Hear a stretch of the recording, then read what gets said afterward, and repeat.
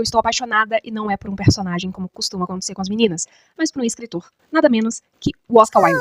Olha que lindo, que divo. Meu namorado que me desculpe, mas pesquisando um pouquinho mais sobre a vida dele, porque eu queria saber quem estava por trás da obra, porque tem um trecho do livro dele que ele fala que a gente deve observar não a pintura em si, mas o pintor. Qual era a sua intenção através daquela obra. E aí eu fui pesquisar mais sobre a sua vida e descobri algumas coisas que eu queria compartilhar com vocês pra gente conhecer um pouquinho quem era o Oscar Wilde. A verdade é que O Retrato de Dorian Gray foi o único romance que ele escreveu.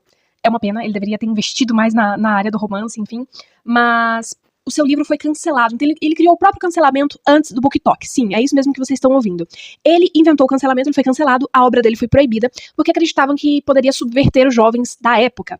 E, por incrível que pareça, quando você lê o livro, a impressão é totalmente contrária, né? Ele mostra um personagem que foi voltado totalmente para os prazeres e o quanto isso é perigoso para o ser humano. E aí, mais pra frente, ele falou que não existia obra moral ou imoral.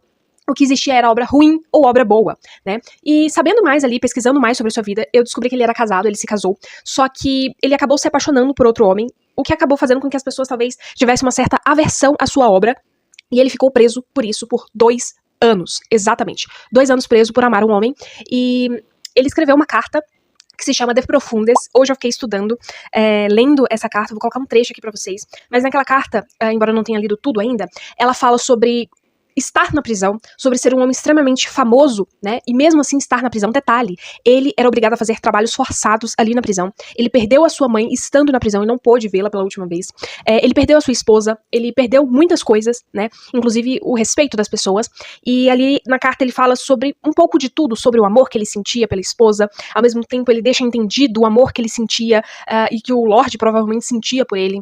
Ele fala sobre prazer, né, viver uma vida com prazer, só se dedicando ao prazer. Tinha uma das coisas que me fez questionar sobre a religiosidade dele no livro, porque ele cita muito questões da Bíblia, né?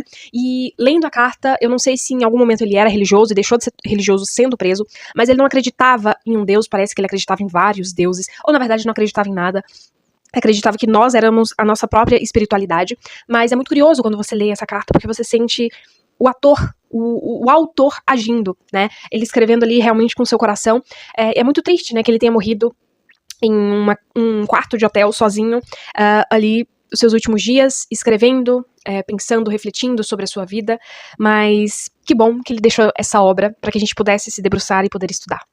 Esse era o Oscar Wilde, um cara extremamente lindo, belo, mas que mesmo assim falava que a beleza não era tudo, que era importante ter gênio e intelecto.